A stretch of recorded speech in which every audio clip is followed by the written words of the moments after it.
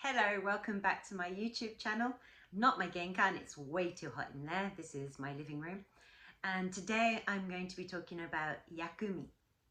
So yakumi are vegetables that are used as toppings in Japan. And I have 4 in my garden. I have shiso, myoga, ginger, and spring onions. Yakumi, if you translate it from the Japanese, the yaku is usually used as medicinal and the mi is taste or flavor. These toppings just usually add a really refreshing texture and taste to a lot of dishes in Japan, and we use them all year round, but in my case we use a lot of them in the summer. They also are deemed to have antibacterial properties.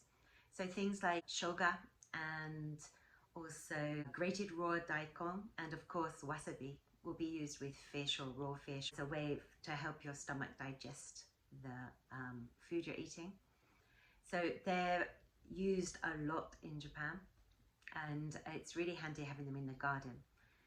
Myoga we have in the garden, we have a lot, but I don't really have anything to do with myoga. My husband is the one that harvests it and looks after it. I have a picture of it somewhere. I'll stick it up there, and it's very cute when it pops up, and it usually is harvested in July, August. Still getting a couple, just probably because it's so hot this year. Ginger I have been growing for 3 years now. The first year was a total failure. The second year, last year, was great. I was really happy with my ginger and made a big harvest, and this year is also looking promising. This is a picture of my ginger at the moment, and I'll probably make a video when I harvest it in November. You just don't know how successful it's going to be until you pull it up, but it is looking promising. So that leaves shiso and spring onions. So shiso is just, I have in various places around the garden.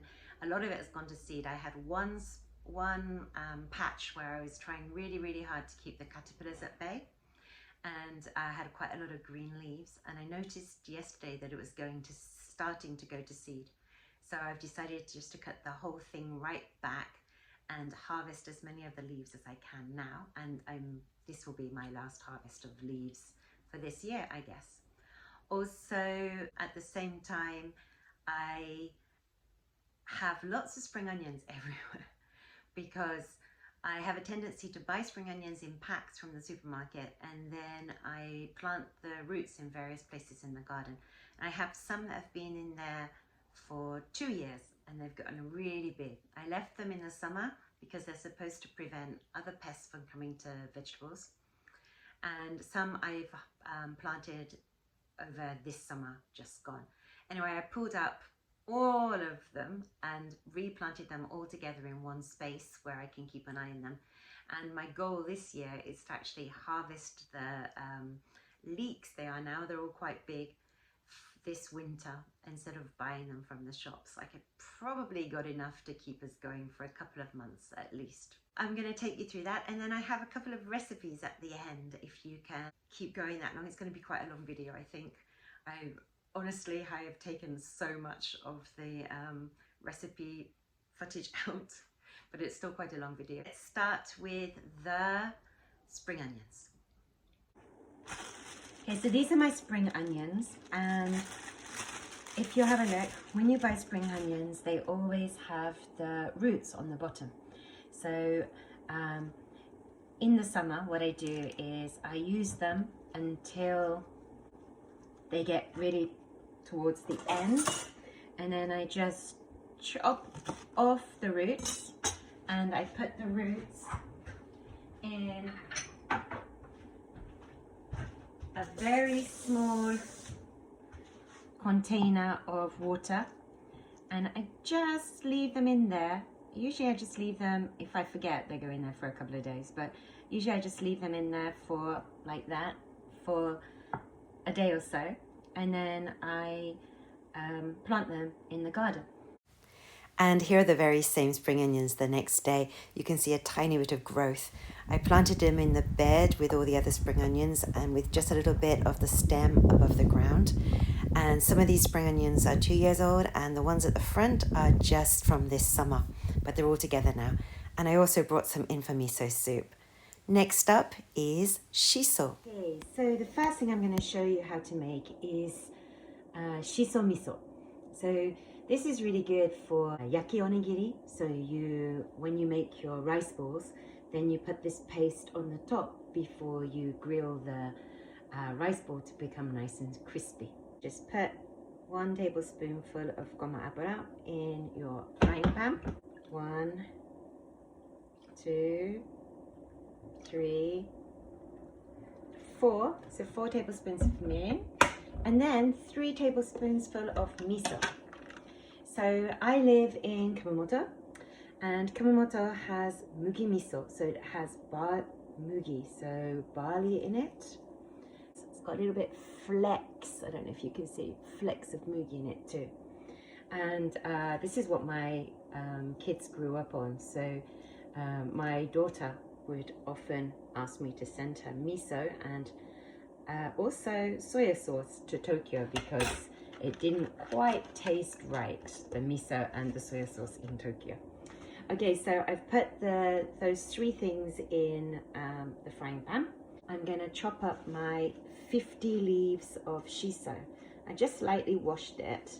I'm just going to take my knife and keep my finger on the top bit and just push down like this. Shiso is one of those things, when I first came to Japan, I was really surprised at the taste. It was a taste that I'd never ever experienced before I came to Japan. And at first I was like, oh, I'm not sure I like this. But it grows on you, and it's one of those things that really refreshes you in the summer when it's just so hot and unbearable. Okay, so I think that is all cut up enough.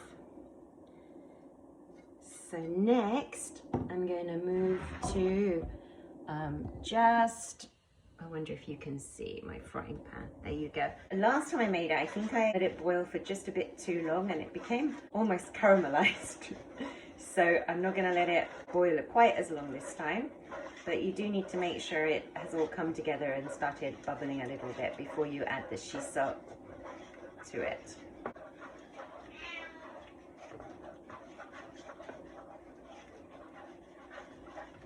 I wonder if anybody else has a cat that refuses to let you cook in the kitchen. Believes that you should be sat on the sofa. That's my cat. And I'm not wearing my microphone, so I'm afraid you're going to be stuck with the sound of the cat. You see, it's just coming together. So I'm going to turn it right down. And I'm going to add my shiso.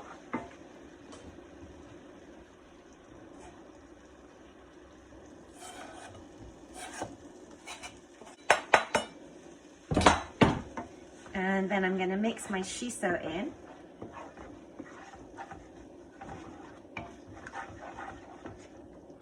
And also I need to add in some goma. Goma is sesame seeds, and you want the whole ones, not the ones that have already been broken down. 1, 2, just get the rest off. Okay, and just mix all this in and let it mix for about a minute or 2. You don't want to be doing it for too long. So I just put the heat up. I want to bring it to a boil one more time before I turn the heat off. I'm just getting rid of probably just the water because I washed my shiso. You should probably, if you're copying me, you should probably let your shiso dry off a bit more than I did. And then it's done. You can freeze it. I looked it up and you can freeze it. If you're not going to freeze it, it lasts for about a week. It has to last quite a long time in the fridge. Okay, so that's that. Okay, so the next thing I'm going to make with the shiso is a cucumber and shiso dressing salad. It's really, really quick. I'm only using 2 cucumbers this time, but often use this when there is a glut of cucumbers and I have like 5-6 cucumbers to use, which is what the recipe calls for. So first thing I'm going to do is use my slicer and slice up my cucumber really thinly. Okay, that's one, and then take the other one, just chop the end off, and then I'm just going to do that.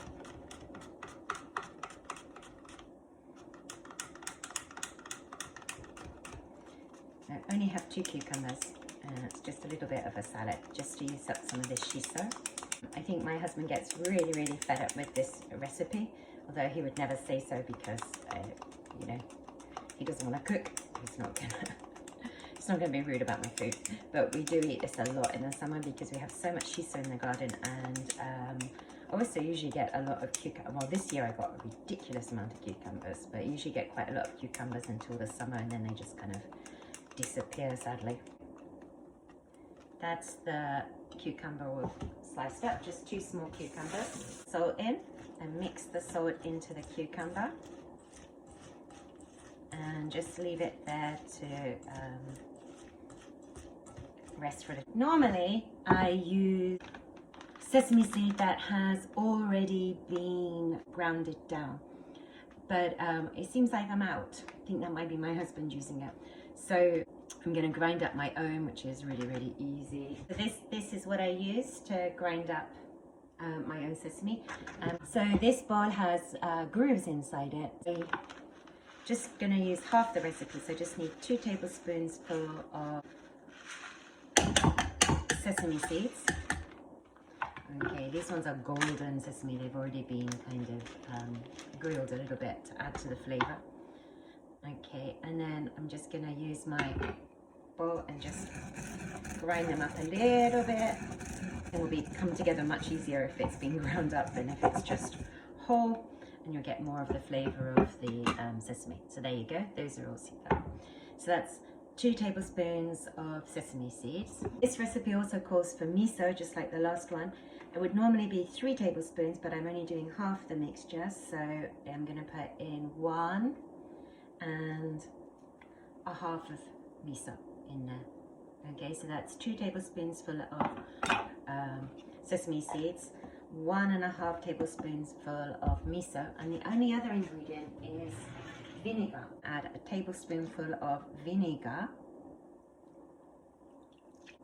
Now I'm going to take my miso and my goma and vinegar and just mix it all in together to make a paste. Now the recipe calls for about 10 shiso leaves, which I'm only doing half, so that would be about 5, but I have loads of shiso. Okay, and that's a bit more, and then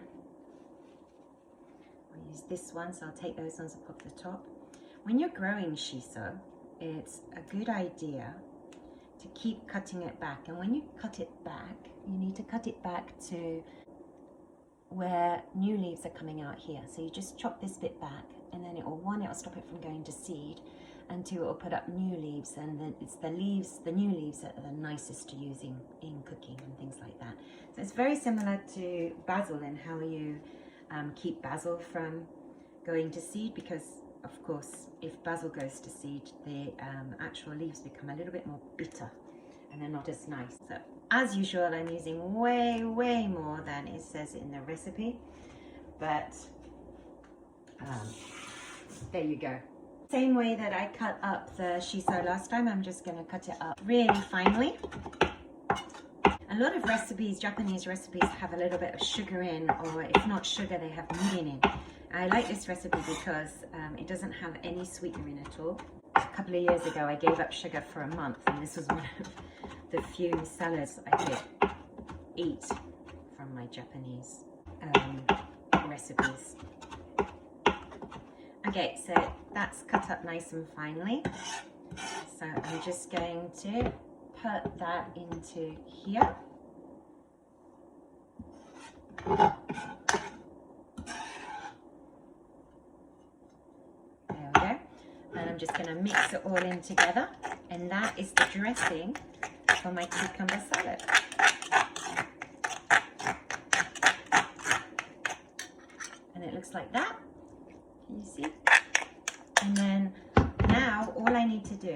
is to take my cucumber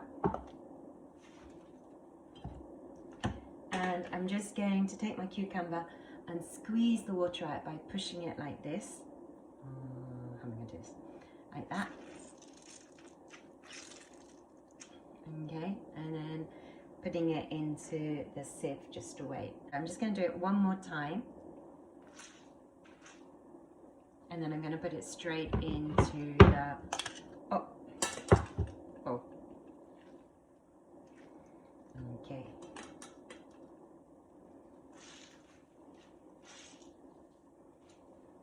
Okay, there you go. So, and the cucumber is in like that. And then you just basically mix in the dressing. Okay, you need to mix it in quite well because you don't want a great big mouthful of miso if possible. And that is the cucumber salad. Okay, so that's 1 tablespoonful of vinegar, rice vinegar of course, 1.5 tablespoons full of miso, and 2 tablespoons full of goma, and then shiso leaves chopped up finely and added, and then just cucumber drained, salted and drained and added there. So that's one of the dishes for lunch today. So I thought I'd just show you how I'm going to use my paste that I made, my Shiso Miso. So today I'm going to just take a little bit from the package and I'm going to put it on this fried tofu. So I'm going to make a little bit of a sandwich of it. Usually what I put in here is shiso and pickled plum, umeboshi, but I'm going to do this today. And another one on this one, like that. I very rarely get to eat this because my husband has it on rice and I don't really eat much rice anymore. So I'm just going to do that like that. And I'm going to put it like that, fold them back up. And then these have been fried, so they're a bit oily. So if you put them in a frying pan with no oil in, they get quite crispy on the outside and that's quite yummy.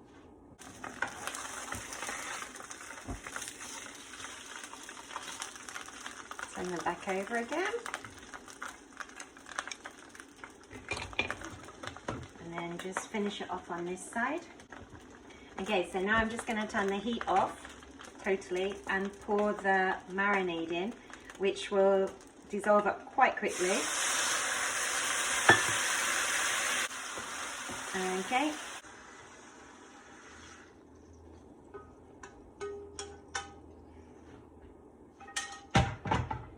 And then I'm just going to sprinkle on those spring onions for the last bit. And then we will eat it just like that. There you go. One of the dishes for lunch. And just a note right at the end of the video, I went into the garden this morning and there were rather a lot of myoga. So obviously we are still harvesting myoga. These ones have gone too far. You can see the flower on them. But a lot of them are really big and like the shop ones. I'm really impressed. These are all in the containers, so I suggest growing myoga in a container. Anyway, I hope you like this latest video and the cooking, all the hesitation and everything else that is a bit cringeworthy on watching, but I'm still going to post it. And I hope you'll join me again next time. Subscribe if you want, like if you want, but honestly, I just really appreciate the views. See you again soon.